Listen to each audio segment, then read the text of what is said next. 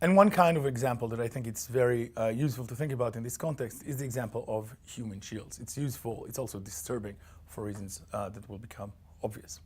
So assume again that there is a country that defends itself justly, defender, against the aggression of unjust aggressor.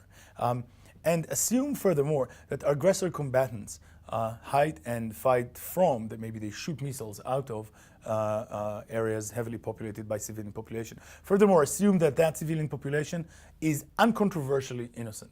So it's not that they also secretly support the war or anything along these lines. It's very important to resist this kind of temptation, to classify them as, even if not combatants, somehow blameworthy. They are as clean as they come. And so, despite its sort of demagogical sound, it may be helpful to think of them as the children in that part of the population. Is it permissible for defender forces to, say, bomb aggressor forces in those cases? Under what conditions? Again, the clear consequences will be many deaths and injuries among the uncontroversially innocent civilian population. So, of course, if you need to answer that question, some considerations apply just as they do anywhere else. The distinction between legitimate targets and what at worst, may be legitimate collateral damage. That distinction clearly applies. And just as importantly, proportionality considerations apply. So even in the area of collateral damage, it's not as if everything is allowed, right? It's only morally permissible to impose harm or even a threat to harm to civilian population, even as collateral damage, if it stands in the right kind of proportional relation to whatever it is that makes the mission important to begin with. But there are also other considerations when it comes to human shields cases, not just these general ones about intending, foreseeing, and about proportionality. So further kind of considerations that seem to imply also seem to be collectivist, and perhaps, although that's more controversial, perhaps irreducibly collectivist. In order to see this, you may want to compare the following three cases. So in the first case, the human shields are from aggressor's country. I think that's how it sort of usually happens. So you have aggressor forces that are hiding within their own population. And so even the children there who are uncontroversially clean and innocent are still members of the same group in some respect. Maybe they're citizens of that country or members of that tribe or something along these lines. So that's the first case. In the second case, the human shields are actually from defender's country.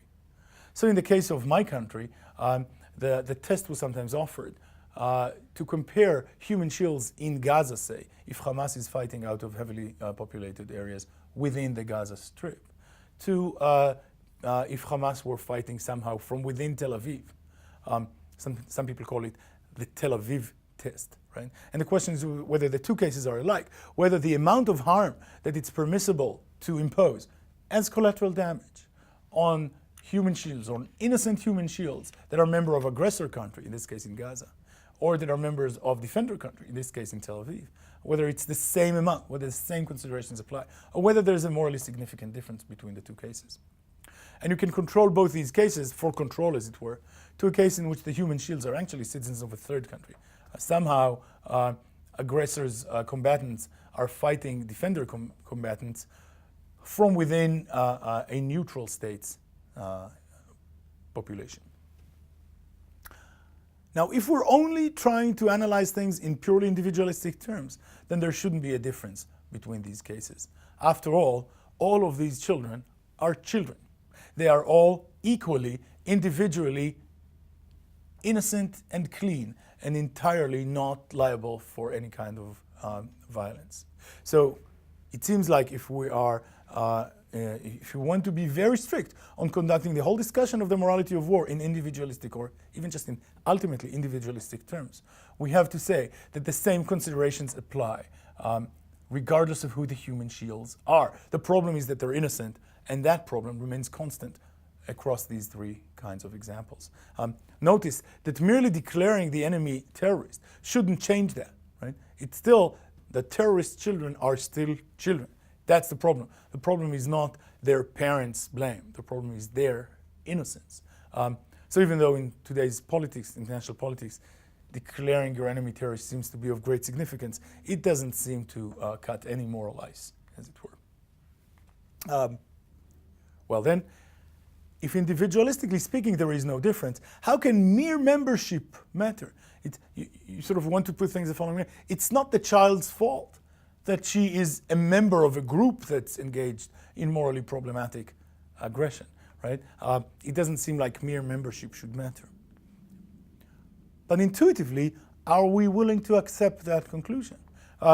Perhaps the clearest way of stating it is in terms of proportionality requirements. So as I said, it's not as if even with collateral damage anything goes. So assume a fixed mission with a fixed aim that's just, and so it's okay within some constraints to impose harm on innocents as collateral damage while you're working on promoting that, that relevant just aim of yours. Okay? So we're holding that constant.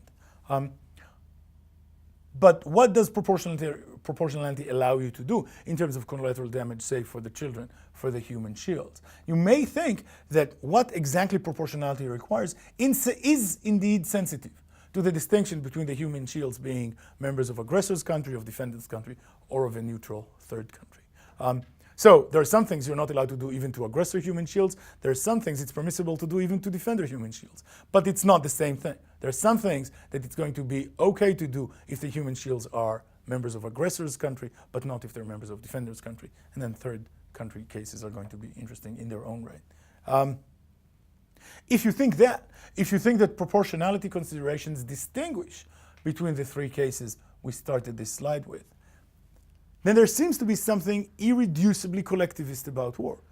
There is no way of saving those distinctions on what are ultimately individualistic grounds. So what you have to say here is that mere membership somehow does matter.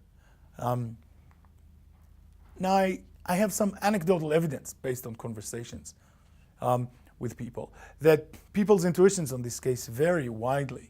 My anecdotal evidence is that they vary with nationality, more so than with political conviction. So even on the left, on the what is in Israel considered the extreme left in Israel, many people will reject the symmetry between the three cases we started with. But in many other cases, perhaps countries less experienced with war or with this kind of war, the intuition that the three cases are alike seems more plausible to many, at least on my anecdotal evidence. But this is a matter of deep controversy, and I think it's not just a controversy about these cases, but it's also at least an indication for the larger scale controversy, namely whether the morality of war is irreducibly collectivist, at least in part. Myself, I'm not sure what I think about it at the end of the day. Here's another kind of consideration that I think is important, both in the case of human shields and because it's interesting more generally. Suppose that human shields are, morally speaking, just like any other kind of collateral damage, of innocent people who might be killed as collateral damage.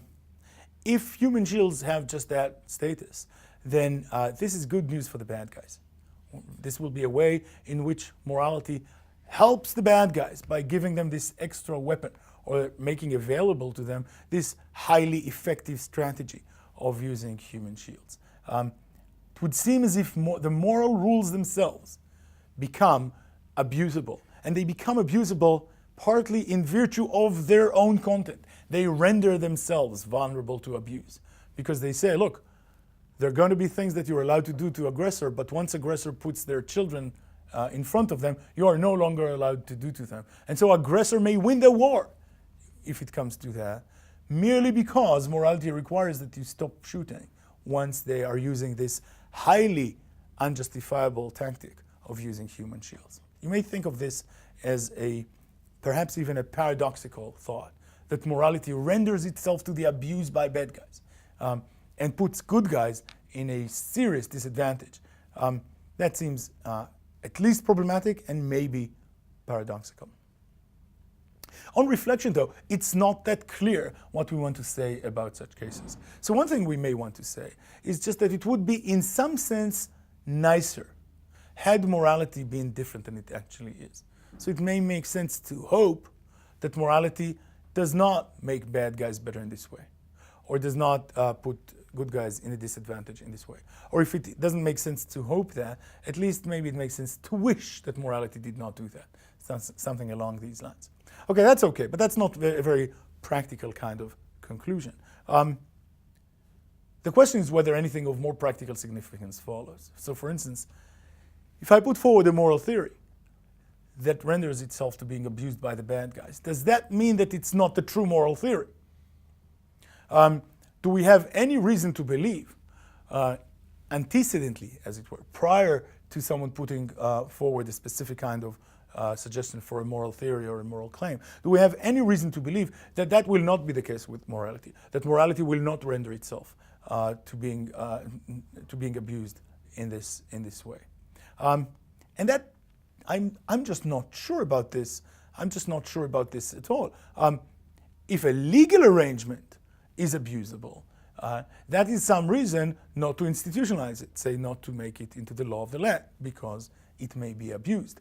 But once again, morality is not the law. Morality is not something that's up to us, to our, as it were, moral engineering, as the law is. So it's possible that the thing to do, when there are cases in which morality places a serious burden on the good guys, and may even make it the case that the bad guys can win, perhaps the thing to do about that is just to acknowledge it, regretfully.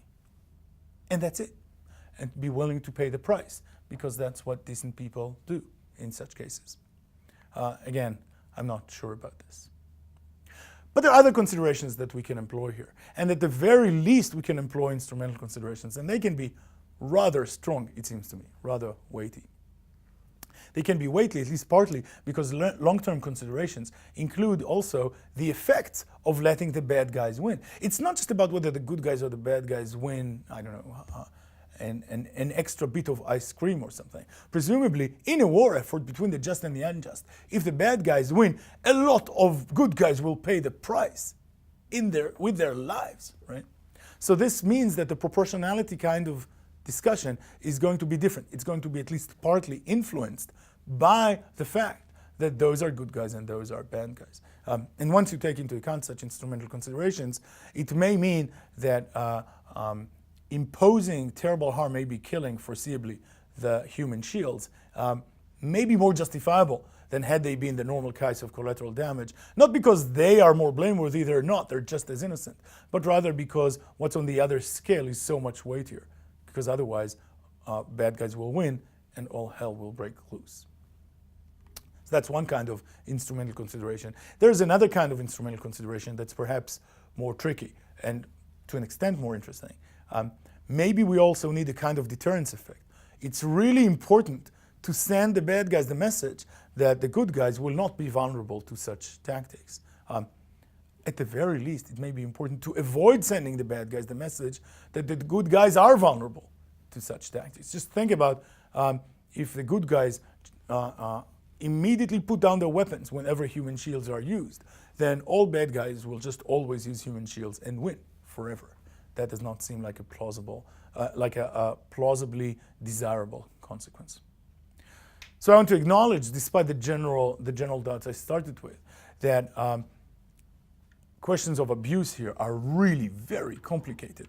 I don't think that the mere fact that a moral claim is abusable shows that it's false. But on the other hand, once you take in instrumental considerations, things become extremely complicated extremely quickly. Here's another general question in moral philosophy that has immediate implications to the case of human shields, and so to the morality of war, perhaps also more generally. So we're broadening our view here.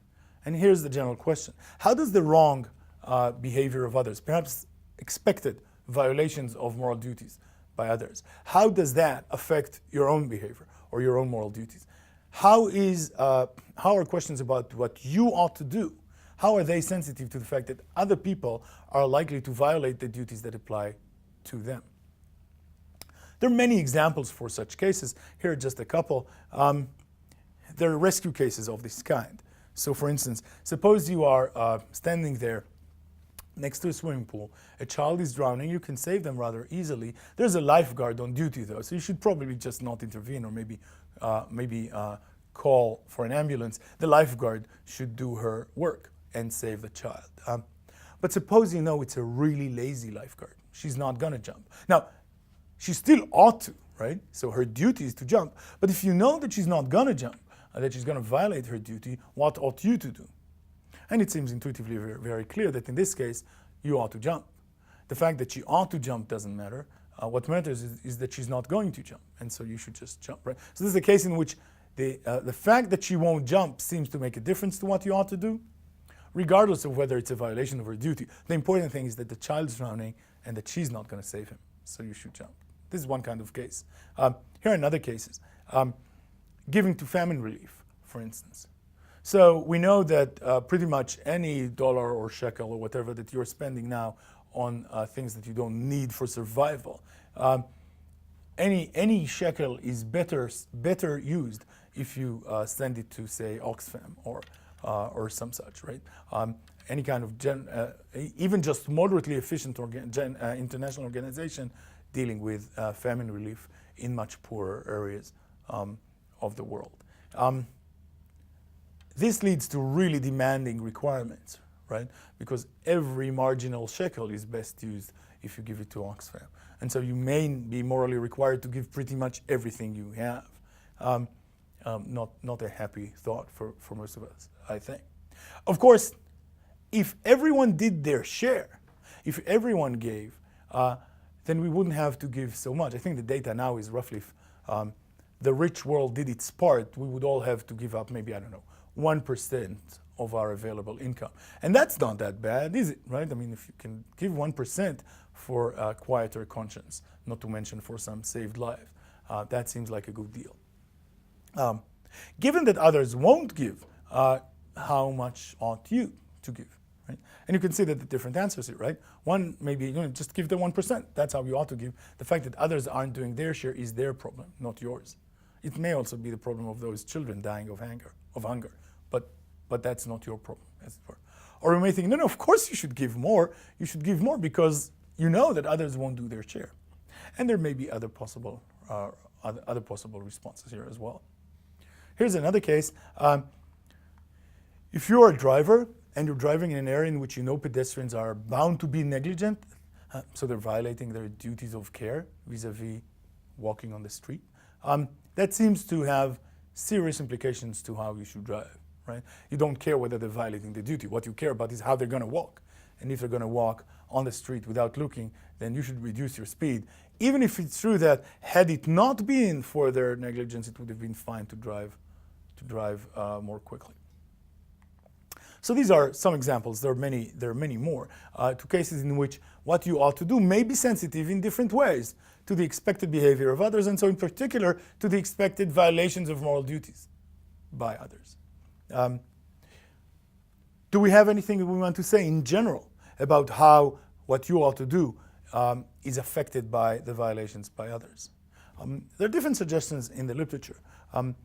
One possible suggestion, I already hinted at that, was that at least in some cases, Liam Murphy puts this view forward, but only restricted to cases of famine relief and the like, or maybe generally altruism cases. At least in some cases, your duties remain constant and in a way that is insensitive to the violations of others. It's about doing your share. It's not about anything else. So you have to do precisely what it would have been the case that you have to do had everyone acted as they ought to. Something like that. That's Liam Murphy's position. I hold a different position. I think that other people's violations matter merely as background causal circumstances. So long as you expect them, they enter the picture just like any other kind of causally relevant background circumstance does. In particular, it doesn't intrinsically matter whether they amount to violations. All that intrinsically matters is how they are likely to act. And so you take it into account. So you see now that the way I presented the examples was already influenced by the fact that that's my view, right? It doesn't matter whether the lifeguard is violating a duty by not jumping. What matters is that she's not jumping. Similarly, I would say for the other cases. You can even go further than me. Victor Tadros does. That's his picture right there. You may think that sometimes your duty becomes even more stringent. So see, it's the opposite direction from Liam Murphy. You may think that your duty may become more stringent in the case of another's violation. Certainly not less, right? You may think that that's a way in which you are sort of picking up someone else's tab, you may think that that's still important to do, that that's even more important to do, at least if it's worse, in some cases, to be the victim of a wrong than merely to suffer the same harm. So it's about being wronged by another. So the fact that someone else, a third party, is harmed may already be a reason for you to act in some way. But the fact that that third party is harmed in a wrongful way by this other person who is violating her or his duty, that may mean that it's especially important to step in and prevent that harm and wrong from having effect. So there are different general views that we can have, and maybe there are other possibilities too of views that we can have with regard to the general question in moral theory about how the violations of others influence, if at all, what you ought to do. So this was a very general discussion in moral philosophy, and I hope you see that it's both interesting in its own right, but also it has implications to the war case, right? In particular, it has implications to the human shields case. Obviously, aggressor combatants who fight deliberately from within heavily populated areas, they are obviously in the wrong. So they're violating their duties. And now the question is, to what extent what you ought to do is sensitive to their violations? So this is really a particular instance of, among other things, the general question that we just discussed. There are many more considerations that may come up here. I want to raise another one, mostly in order to rule it out as a consideration that's really based on a mistake, and an important one too. And that thought is best put in terms of responsibility. So suppose the defender does actually release the bomb and the human shields die. Who is responsible for their death? So a very natural thought is that aggressors and aggressor combatants they are fighting an unjust war, and they are fighting it unjustly by deliberately hiding among civilian population. So of course, aggressor and aggressor forces are responsible, are morally to blame for the death of the innocent human shields. Some people think that somehow gives us a reason to think that defender forces aren't morally blameworthy, or aren't responsible, or aren't to be blamed for those deaths. Or perhaps even if they are, somehow not to the same extent. Right? It's as if the thought is that, look, responsibility is like a given magnitude, and once aggressor forces have taken it, or enough of it, less of it remains for defender forces. But that's just false. It's a non sequitur. It's a non sequitur based on the thought that assigning responsibility is a zero-sum game. But it's not. If one person commits murder, he's blameworthy for it. If he commits murder together with another, both of them are blameworthy for it. To the same extent, possibly maximal extent. It's not as if there's a magnitude of responsibility or blameworthiness to be divided. That's just not how responsibility assignment works. What this means is that aggressor forces are, of course, responsible. But that does not mean that defender forces aren't, not even a tiny little bit. Think of some of the other cases again. If I don't jump, even though I know the lifeguard won't jump, then and the child dies, then of course the lifeguard is responsible for not having jumped. But I, having known that the lifeguard won't jump, is also responsible. I'm responsible for not jumping in a situation in which I could have easily saved one and chose not to. Similarly for the other cases, like if I drive in the kind of speed that would be entirely okay had pedestrians not been negligent. But I knew all the time that pedestrians are going to be negligent. Then their negligence does not exempt me from moral responsibility for my own actions. So defender doesn't get to say something like, oh, it's not me, it's not on me, it's on aggressor. Of course it's on aggressor, but it's also on defender. It's true that it's not only on defender, but so what? How does that make a difference? You don't get to evade responsibility or blame by showing that someone else is responsible or blameworthy. You have to take these facts into account in your moral deliberation. And if you don't do that well, you may still very well be both responsible and blameworthy for that. So much more can be said, of course, about the general topic and about, then in particular, about its application to the case of human shields. But we're going to have to stop this discussion here. Okay, so finally, a few concluding remarks about the human shields case, which is, I really think, a horribly fascinating one. It's fascinating not just because it's interesting in its own right, but also because it involves, as we've just seen, very general discussions in moral and perhaps even political philosophy. Some really abstract questions about the nature of moral responsibility and its assignment, or maybe about how one's duties are sensitive, if at all, to the expected violations of others. But it's not just, it's very hard to think about human shields cases in sort of detached theoretical terms. These are real-life cases. They arise all the time in contemporary warfare, and innocents are paying the price all the time. So the case of human shields is not just theoretically interesting, though it is. It's also horrible and extremely troubling. It's not the kind of case that philosophers with too much free time on their hands come up with. It's the kind of case that arises all the time. As if that's not bad enough, as if the moral complications are not bad enough, you have to also add here tons of factual complexity. Just think about the instrumental considerations that we mentioned, how important it is not to let the bad guys win or not to send a message to the bad guys that the good guys are vulnerable in this way.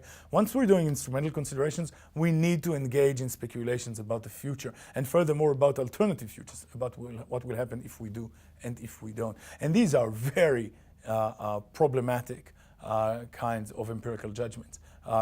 So just in terms of whether we know what kind of evidence we have with regard to the morally relevant factual considerations, that alone will introduce a level of complexity that's extremely, extremely high. And so I have to say that myself, about many of these cases, I am just not sure. I'm not even sure about some of the moral issues, and I'm certainly not privy to some of the factual ones. Still, sometimes decisions will have to be made because it's a real-life case and not just something cooked up by moral philosophers. Sometimes we have tools, like proxy tools, for making decisions in the face of all sorts of uncertainty and complications. Perhaps we can have rules of thumb, somewhat local ones that can help us with some of these things. Sometimes there are second-order institutional reasons, like maybe we don't think it's a good idea for that institution to engage in this kind of deliberation, and this will entail what we should do in this case. And there are other kinds of considerations of this thought too. But I think it has to be acknowledged that sometimes there is nothing else. Sometimes you need to do the best you can. In some human shields cases, you just need to do the best you can with the morally complicated and factually complicated considerations that we've mentioned. Okay.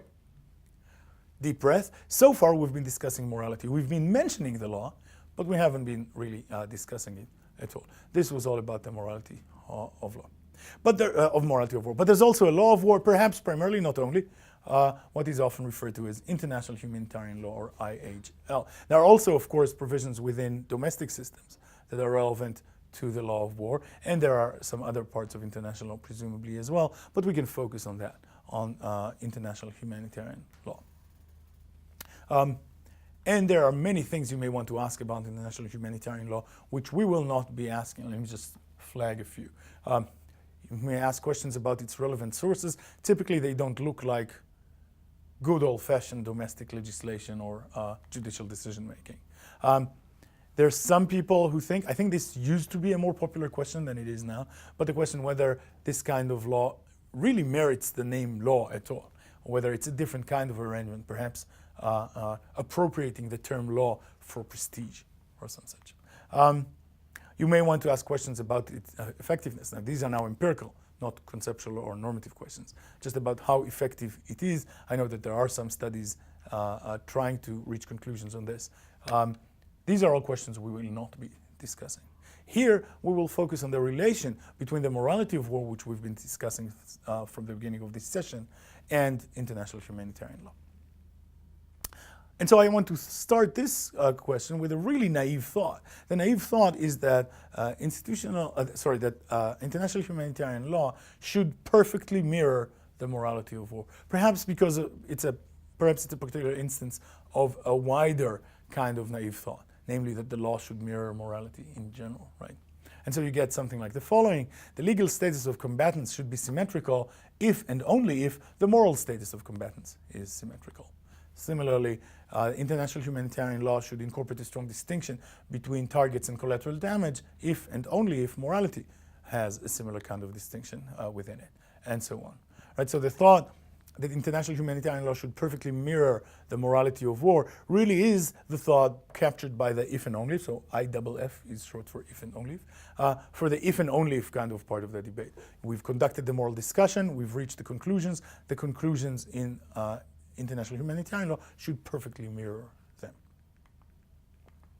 But as I hope at this point you already realize, this naive thought, the perfect mirroring kind of thought, is indeed very naive, and it's false here, as it is everywhere else. One quick way of saying that would be to just insist on the kind of a logical point. It just doesn't follow from the fact that, say, the moral status of combatants is non-symmetric, is asymmetrical. It doesn't follow from that fact alone that nor should the legal status be symmetrical, right? You need more. What you need is roughly a moral principle about the law. You need a kind of principle saying the international law status of combatants should be the same as their moral status, or something along these lines. These are sometimes called bridge laws. You need laws that bridge the gap between morality and law. So the first point is just, it doesn't follow from a claim about morality that, and then immediately something about the law. That's just no entailment there at all. You may want to make it into a better argument, but then you have to plug in a bridge principle, bridging the gap between morality and law. And that bridge principle is itself in need of serious argumentative support. So that's a sort of a point just about the, at the very least, incompleteness of moves from morality to war. But there's more we can say here, right? Recall, for instance, the worries of abuse. So, for instance, in the human shields case. Now, as I emphasized, it's not clear how such considerations play out in the case of morality. It's possible that morality is abusable, and that's it. That's a possible conclusion to reach. It's one that I have sympathy for in the case of morality. But it's not a plausible conclusion to reach with regard to the law. If, say, the thought that human shields should be protected just as any other kind of collateral damage, if that thought makes morality abusable, maybe morality is abusable and that's it. But if a similar rule within international humanitarian law would make international humanitarian law abusable, that's a very good reason to shape international humanitarian law differently. It's a very good reason to make sure that international humanitarian law is not abusable in this kind of way. After all, international humanitarian law, at least most of its part, is up to us in some sense, in a way that morality is not. Perhaps similarly for other kinds of abuse as well. So we may think that the intending foreseeing distinction is abusable in kind of like the way I mentioned, namely that when people in power resort to using that distinction, they do it in order to evade responsibility, not as a part of genuine moral deliberation. That still doesn't mean that that distinction is not significant within morality, but if it's likely to be abused, that's a very good reason not to make it a part of your law, international humanitarian law included. So there are these differences. Worries about abuse play out in really different ways when it comes to morality and when it comes to the law. Here's another difference. When we're doing morality, we try to find out the truth, and the truth may be really complicated. It may be in some respects unmanageable. But when we're doing law, we should work with generalizations because of general considerations about how law works. And we know that the generalizations are not going to be perfect, and that's okay too, because we need some generalizations. So we typically work, when we're doing law, with workable generalizations, not exceptionless generalizations. So perhaps, for instance, the moral category of combatants, or the distinction between combatants and non-combatants, does not perfectly fit moral reality for the reasons we mentioned, like the sleeping soldier, the civilian who is a leader in supporting the war effort, and so on. So it's not a perfect generalization. It doesn't capture the moral truth. But perhaps it's close enough. And perhaps it's at least a workable generalization. And so perhaps international humanitarian law should still work with that distinction, rather than with the finer ones that we can deal with when we're doing philosophy, but not when we are trying to instruct militaries and armies. Again, evidential considerations play out very differently in morality and law. So it's plausible to think that when we're doing the substantive part of morality, we put evidential problems to one side. There is, as it were, a complication to be entered into the discussion at a later stage. First, we understand what makes a moral difference. Then we see how to deal with cases in which we don't know whether these things are there or have justified beliefs that are partial in some ways or insufficient evidence. But if we are now designing legal arrangements, then it seems like evidential considerations, especially if they're systematic, if there are like systematic problems in knowing about the instrumental effects of killing human shields, then that seems to be really relevant to the appropriate design of the legal status of human shields. Difficulties in proof come up not just at trial, they come up at the designing the substantive legal rules to begin with, or anyway they should. So in these ways, international humanitarian law may be not just different from the morality of war, but indeed justifiably different. If you're trying to make international humanitarian law mirror morality more perfectly, you may be counterproductive. You may be making international humanitarian law worse as a law in virtue of being closer to, in content, to the morality of war. Let me highlight another kind of consideration. It's been very influential both in these discussions and more generally in political philosophy. The kind of question here is whether feasibility considerations constrain a plausible normative theory within law and political philosophy. So a suggested moral rule is put forward, like maybe the following: it doesn't matter whether those used as human shields are your own civilians or the enemies. Right? So that's a moral claim that some hold, like exemplified by the Tel Aviv test vis-a-vis Gaza, something like that.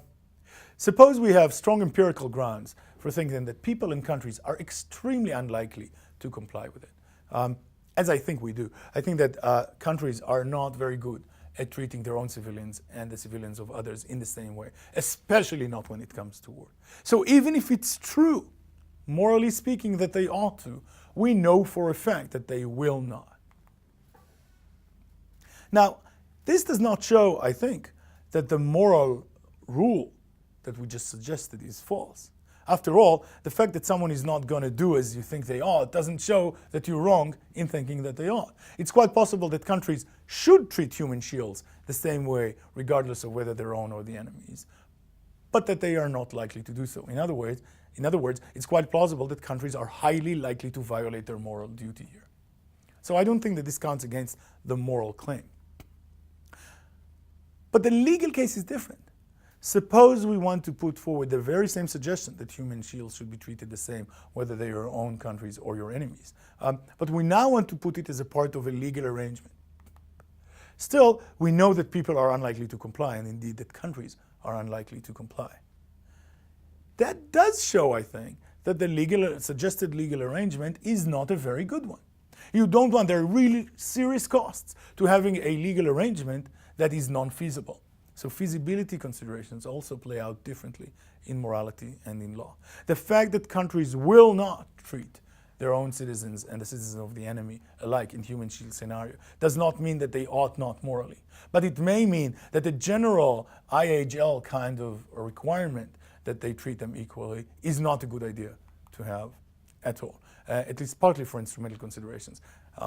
You want to encourage countries to comply at least to an extent with IHL, and if IHL becomes really non-feasible, that may hurt them, maybe a small number of cases in which countries otherwise would have complied.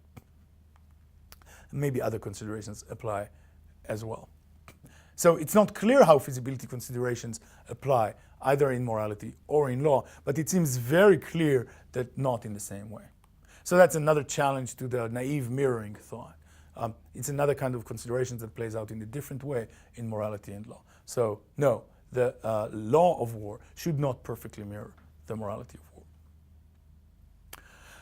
Okay, I want to conclude our discussion of international humanitarian law with two skeptical kinds of worries. The first more common than the second.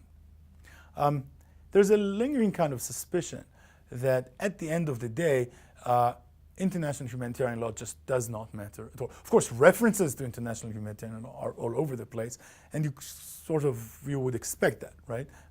Because a part of the war is also the PR war that accompanies it.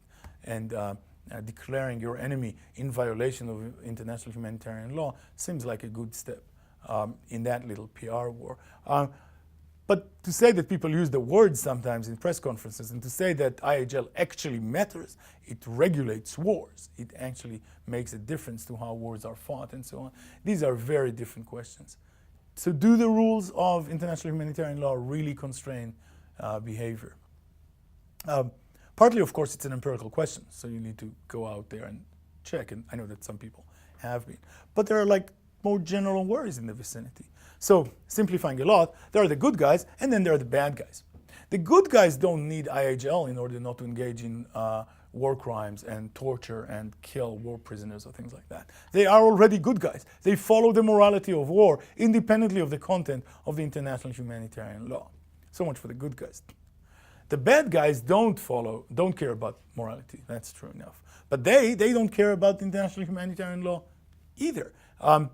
So either way, it doesn't seem like international humanitarian law matters. Or at the very least, it doesn't matter in the absence of strong coercive means of implementation, or at least strong penal means, which we don't see that much of either, although we do see some. So all of this was too quick, partly because of the neat distinction into good guys and bad guys, right? Again, the real world is more complicated than that. But it does seem to me that there's something to that thought, that the thought that IHL at the end of the day does not, and perhaps cannot, make a serious difference to how wars are actually fought. It does seem to me that that suspicion is not without merit. And once again, the question is, of course, to an extent at least empirical, so we just need to check.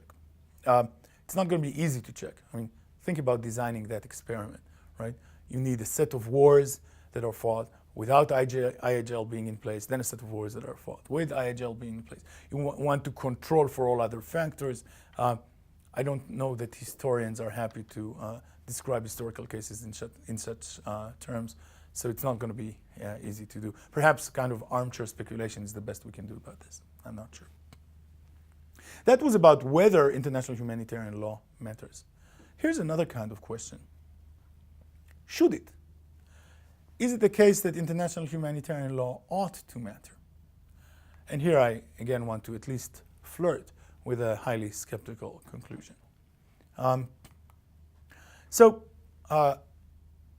We're now thinking about international humanitarian law as a at least somewhat definite set of constraints and restrictions and guidelines and rules about how to conduct yourself in war. Thus understood, should it make a difference? So we already know, we've discussed it in the very first session about the duty to obey the law, but I really hope that this is something you knew even before that session. We already know that even if there is a duty to obey the law, that duty is not absolute. It can be outweighed by other duties and morally relevant considerations, at least at times, perhaps in extreme circumstances. The point, though, is that when we're doing war, the circumstances are always extreme. The stakes are always high. They are always maximally high. Innocent people are going to die, whichever way you go. That's a given. If you can't stand that, then if you can't stand that kind of heat, then stay out of the war kitchen altogether, right? Pacifism still in the background here.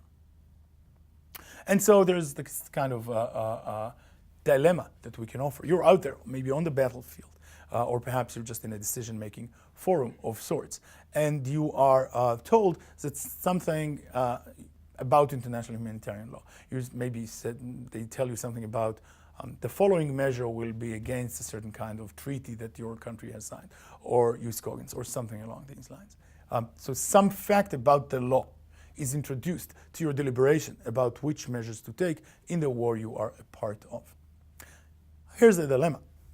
If what international humanitarian law says in these circumstances coincide with what's morally required, and perhaps also with what's advisable, then sure, you will be following international humanitarian law. But international humanitarian law did not make any difference here. That was what was already morally required and rationally advisable. You would have done it anyway. the law did not make a difference. The interesting case is the case in which international humanitarian law is in some sense in tension with what is morally permissible in these cases. But if international humanitarian law, say, forbids you from taking a measure that will prevent civilians, that will prevent harm, death to civilians, in a way that does not coincide with morality, then surely this is a case in which you ought to break the law, right? This is not just a case in which the law is mistaken on some small thing. The stakes are maximally high. Innocent people are going to pay with their lives for any deviation from what morality requires here. And so either international humanitarian law is in line with morality, and so it doesn't matter, or it's not in line with morality, and so it ought to be violated. If so, there is no way in which international humanitarian law ought to make a difference. It either does not, and that's it, or it would if followed, but it ought not to be followed. Now, I'm not entirely confident in this line of argument. And again, some things may have gone too quickly, right? For instance, maybe there are other options, not as between being against morality and being totally in line with morality. Maybe morality is not fully determined, and international law can somehow take us towards a more determinate set of rules. Maybe there are other things that can be said, but I do think that there is this suspicion that when it comes to war, the thing to do is the morality of war, and the law of war is, as it were, a PR afterthought, and not something that either does or ought to make a more serious difference.